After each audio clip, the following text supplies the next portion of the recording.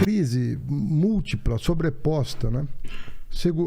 Por exemplo, saúde, fila do SUS. Nós vamos ter que... O primeiro ano vai ser um ano da urgência. Sim. A fila do SUS, absurda, por causa da pandemia, não prepararam o Estado para enfrentar o fluxo, maior atraso aí, tudo represado. Analfabetismo de criança, evasão de jovens do ensino médio e da universidade, desaparelhamento da Polícia Civil, falta de efetivo, de equipamento, não se investiga mais nada. Ou você prende em flagrante ou você não prende mais, tá assim a coisa. Então, e fome. Então, eu estou citando 5 coisas que nós vamos... Assim, a primeira providência é tomar conta disso. Então, tem tarefas de curtíssimo prazo que nós vamos ter que enfrentar no primeiro ano. Dá um choque, assim, de gestão e atenção às pessoas. Só isso já vai recuperar o ânimo, sabe, da população. Só do cara ver que tem alguém trabalhando, você já recupera o ânimo. Agora, tem os projetos de médio e longo prazo. Você vai colher no segundo, terceiro ano de governo, né? Por exemplo, eu quero criar um sistema estadual de inovação. Nós temos grandes instituições de pesquisa no Estado. Nós respondemos por 40%. Perdeu muita empresa, né, que saiu daqui. Muita empresa porque aumenta o imposto do Dória, a guerra fiscal de Minas, do Mato Grosso do Sul. E dá para diminuir esse imposto? Dá para fazer alguma coisa? Nós vamos ter que reindustrializar o Estado por vários caminhos. Um dos caminhos é a inovação. Ninguém consegue disputar com São Paulo em inovação se o Estado ajudar. Claro. Agora, o Estado precisa... interessante estar aqui, né? O Estado precisa reunir a pesquisa das boas instituições que nós temos e o setor privado, que é o mais forte do país. Se nós estivermos nessa mesa, nós vamos conseguir dar início a muitos negócios em São Paulo, usando a força do governo estadual. Tem vários estados americanos que têm o seu sistema estadual de inovação. Nós vamos criar pela primeira vez em São Paulo uma coisa parecida. Você vai ver que nós vamos começar a reindustrializar o Estado de forma completamente nova. Com a participação do governador. Não é imaginando que as coisas... O mercado não resolve tudo. Se você não tiver um incentivo, muitas vezes, a organização do Estado, o planejamento, você não consegue. Você não consegue fazer. O setor privado, às vezes, não sente firmeza de que aquilo vai acontecer e não investe. A chegada do Lula à presidência já vai ser ótima. Por quê? A chegada do Lula à presidência vai dar uma credibilidade para fora. Hoje o Brasil está na baixa, no exterior. Ninguém está levando a sério isso aqui. A chegada do Lula restabelece uma credibilidade externa, o fluxo de investimento volta. Agora precisa encontrar oportunidade. Isso os governadores podem fazer, sobretudo o governador de São Paulo. Criar o ambiente, o ecossistema para recepcionar esse investimento. Isso que é a tarefa de um sistema de inovação. No governo do PT, o Brasil se transformou na 6ª maior economia do mundo. Isso nunca tinha acontecido antes. No governo do PT, nós acumulamos 350 bilhões de reservas, de dólares em reservas cambiais. Isso nunca aconteceu na nossa história. No governo do PT, nós nos tornamos credores internacionais, inclusive do FMI, o que nunca aconteceu na nossa história. Tinha uma dívida nos governos do PT, nós geramos 20 milhões de postos de trabalho, o que nunca aconteceu nessa história. Nos governos do PT, nós quadruplicamos o fluxo de importações e exportações, o que nunca aconteceu na história. Então, do que você está falando? Dedinho do Lula, né? Dedinho perdido. Perdido do Lula. Do que você está falando, cara? No governo do PT, na Prefeitura de São Paulo, a Prefeitura de São Paulo se tornou credora pela primeira vez. Quem renegociou a dívida de São Paulo fui eu. Reduzi em 50 bilhões a dívida da cidade de São Paulo. Hoje a cidade está montada do dinheiro e não tem projeto. Nos governos do PT. Dória agradeceu você? Agradeceu não, foi mentir na televisão dizendo que encontrou a prefeitura quebrada. Ah, ele falou isso? Com todas as agências de checagem de dados desmentindo ele, a lupa, tudo. E ele dizendo, não está dando para fazer nada. Quebrado. Olha o resultado que está aí. Ninguém sabe nem onde ele está, se ele está em Miami, se ele está onde ele está. Quer dizer, você quando... Nos governos do PT, no governo do PT, a dívida pública caiu de 60% para 30%. Sem aumento da carga tributária, sem vender patrimônio público. No governo do PT, nós achamos a maior reserva de petróleo do século XXI, o pré-sal, que hoje produz 50% do petróleo do país. 50% do petróleo do país. Nós estamos importando gasolina e diesel porque o seu Bolsonaro e o seu Temer pararam os projetos de refinaria. E está faltando refinaria no mundo inteiro. Tá? Aí tem que fazer... E se não fosse o pré-sal, nós estaríamos importando óleo cru ou para as nossas refinarias, que são poucas, ou importando mais gasolina e diesel já refinado. Ou seja, quando você fala uma coisa dessa, você tem que perguntar o que aconteceu nos nossos governos. E São Paulo não é rico por causa de tucano, não, porque São Paulo se desindustrializou nesses 28 anos. Isso é verdade. E o governo de São Paulo é rico desde o café, meu companheiro. Dá uma lida no Celso Furtado. Por favor, pega o Celso Furtado. É um livrinho de 300 páginas. O livro é de 1959, até hoje vende 20 mil exemplares por ano. Não vai te custar nada ler o Celso Furtado, você vai entender a riqueza de São Paulo. Veja bem, o Ministério Público, ele entra com ação de improbidade. Então ele acha que você cometeu um erro, ele entra com uma ação. O que quer? Quero ver as contas? Não, aqui houve prejuízo ao erário, não tem nada a ver com corrupção. Tá. Corrupção é outra coisa, alguém roubou. Entendi. Aí é um erro administrativo que pode ter trazido um prejuízo para o erário público. O Ministério Público entrou com 7 ações de improbidade contra mim. Né? E essa que procurando algum erro. Procurando algum erro. Entra contra todos os prefeitos. Ah, isso é normal. Não, é normal. Não é tão normal, porque ficou tão anormal que mudaram a lei de improbidade para evitar abuso. Porque fica parando. Não, porque começou a entrar com ação as coisas mais. Coisa. Eu respondi a 7 ações de improbidade, fui absolvido de 5. Uma não foi recebida e essa ainda não foi julgada. Entendeu? Vai ser periciada, essas coisas. Entendi. Mas assim, são...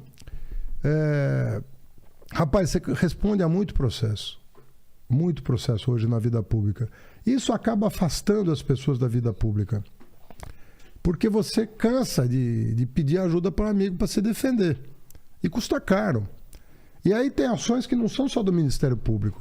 Às vezes são ações civis públicas, ações populares, às vezes são ações de particulares que se sentiram ofendidos por qualquer coisa. Então o político fica muito na berlinda.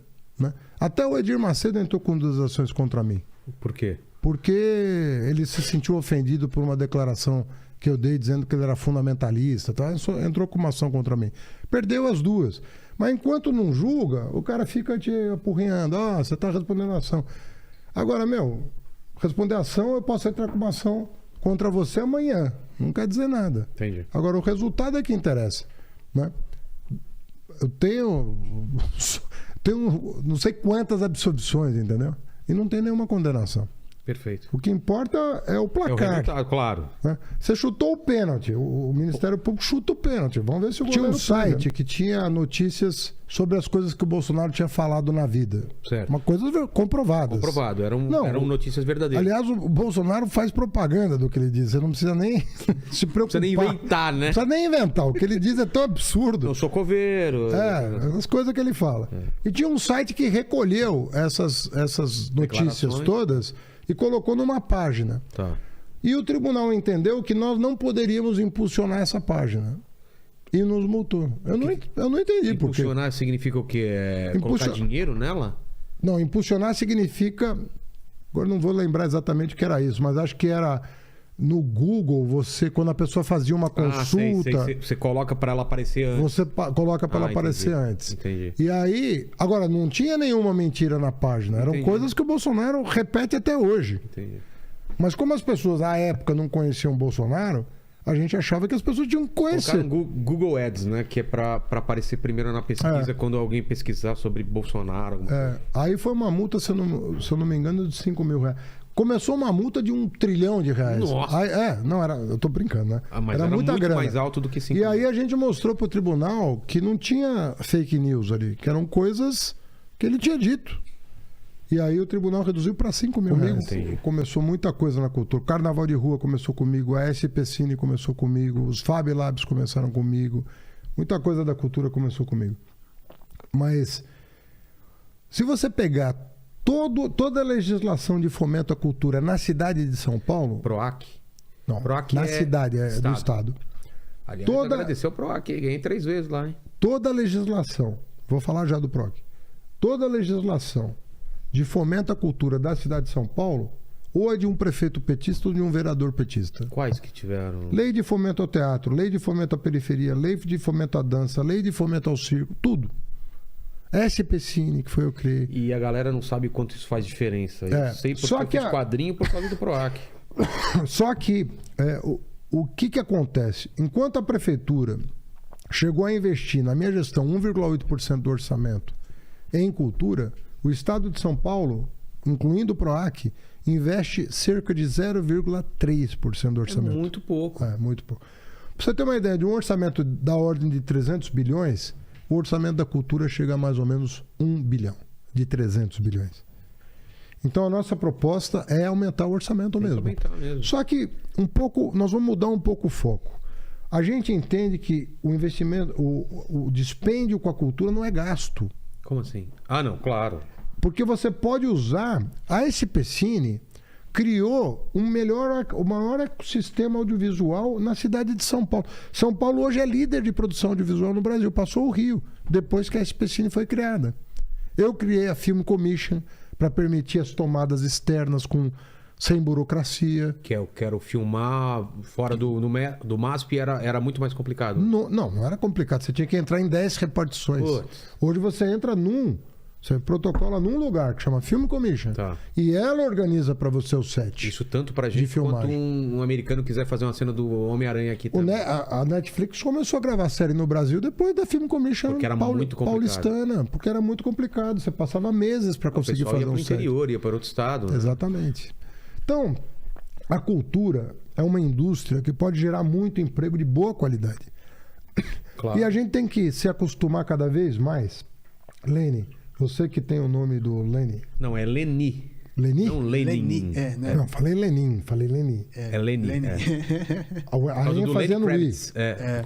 Por causa do Lenny Kravitz. Entendi. A cara do Lenny Kravitz. Então, Leni, o lance é o seguinte, nós temos que nos habituar a ter o bem-estar nosso tem que estar associado cada vez mais com bens imateriais. Coisa que não é palpável. Porque não é um tijolo. o planeta não aguenta. O planeta não vai aguentar. Na pandemia ficou muito claro o quanto a arte faz falta, né? O planeta não vai aguentar você só se satisfazer com bens materiais. É carro, helicóptero, casa de cama. Nós vamos ter que nos reeducar e ter prazer com bens imateriais. Nós vamos alimentar muito o nosso espírito daqui para frente. Muito. Que, aliás, é o que dá mais prazer. Se você não estiver doente, claro, uma é o que dá mais prazer. Um filme, um livro, uma música. É isso. Então, show. a cultura é a indústria do futuro, é a indústria cultural. É você produzir cultura, é você criar oportunidades para as pessoas se expressarem simbolicamente. Que a expressão simbólica é o que nos torna humanos. E que deixa a vida um pouco menos dura, né? O que torna a vida maravilhosa. Entendeu? Então, nós vamos ter que mudar um pouco a nossa mentalidade, né? E valorizar a leitura, valorizar o teatro, valorizar a música, valorizar uma série de coisas cada vez mais. Investir nisso, entendeu? Mas para isso você precisa ter produção. Claro. Se só tiver porcaria sendo produzida. E precisa ter profissionais estudando e sendo criados cada vez mais para isso. E criar público para essa cultura. Porque, como se cria público? A educação, né? E o poder aquisitivo baixo também é levando para a periferia a preço popular, de graça, como que é? Não, os céus, por exemplo, levaram tanta... Você sabe que eu instalei 20 salas de cinema na cidade de São Paulo gratuitas? Ah, é? Nos céus. Porque, por exemplo, no PROAC a gente tinha que dentro da SPCine. Eu criei uma parte dos quadrinhos ia para as bibliotecas, né? Claro. E é gratuito, você tem que devolver um pedaço. E agora com e-book, com tudo, puta, fica barato, cara. Quanto custa um e-book? Né? Se você tiver uma produção... Você replicar isso. A molecada, molecada não fica o tempo todo em game. Game é bem material. Claro. Não tem mercadoria ali. Você tem um celular, um aplicativo, um jogo. E você tá brincando ali o tempo todo e tal. Mas como pode ter o game, pode ter o e-book. Claro. Pode ter muitas outras coisas, inclusive mais saudáveis. E a gente tem que saber explorar isso, né? Porque a crise ecológica é muito séria. É muito séria. Mais do que a gente está imaginando. E se a gente já não está fazendo nada para evitar uma catástrofe. Já não está fazendo muito para evitar uma catástrofe.